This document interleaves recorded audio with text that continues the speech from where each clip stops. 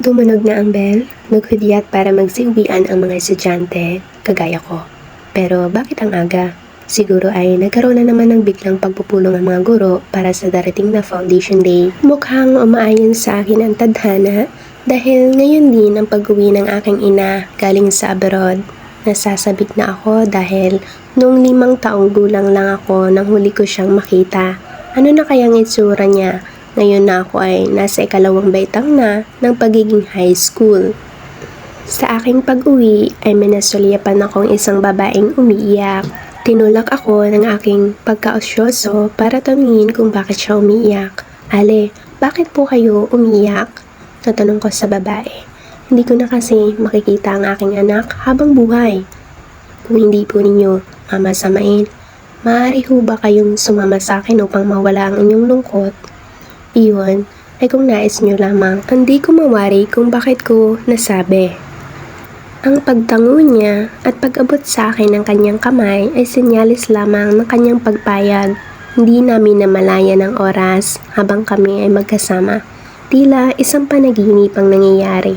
Sa kaligitnaan na aming kasiyahan ay nagwika ang ale.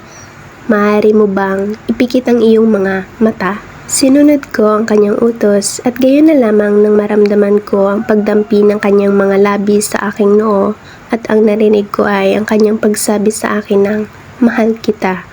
Sa aking pagmulat ay nawala ang ali na hindi ko man lang naitanong kung ano ang kanyang pangalan. Biglang umihip ang malamig na hangin na niyakap ang aking buong paligid. Hindi ko namalayan ang oras.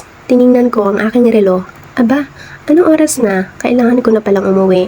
Nasabi ko sa aking sarili. Nilisan ko ang lugar na iyon nang may tanong na hindi ko alam kung kailan masasagot. Sa aking pag-uwi ay nakita ko ang aking ama na tila katatapos lang lumuha. Ano pong problema? Lumapit ako sa kanya at nagmano. Siya ay biglang nagwika. Anak, iniwan na tayo ng nanay mo.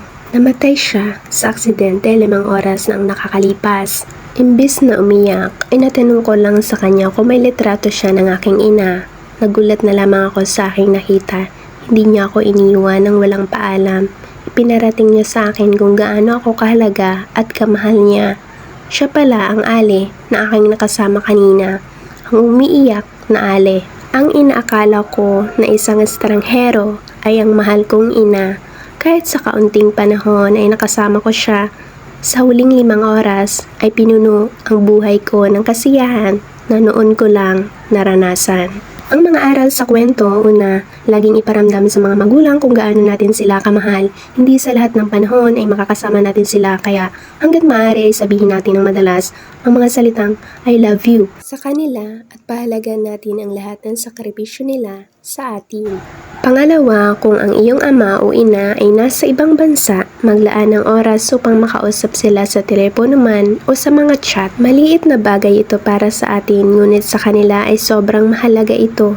Kahit sa ganoong paraan ay may paramdam mo na mahalaga sila sa iyo at kaya mo ring magsakripisyo ng kahit kaunting oras para lang makasama sila. At dito na po nagtatapos ang ating kwento mga kabinibini, ang huling 5 oras. Maraming salamat po sa pakikinig at panonood. Mag-iingat po kayo. Please like and subscribe mga kabinibini. God bless! Bye!